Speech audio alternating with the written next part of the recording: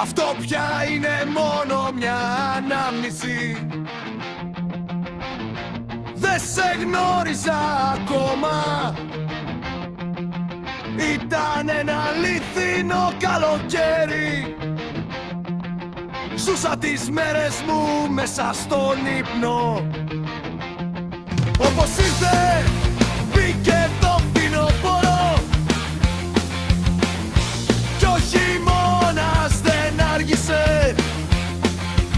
Άλλαξε η γη κι ο κόσμος όλος. Ο άνεμος έφερε ομίχλη. Εσύ δεν ξέρεις, εσύ δεν νιώθεις.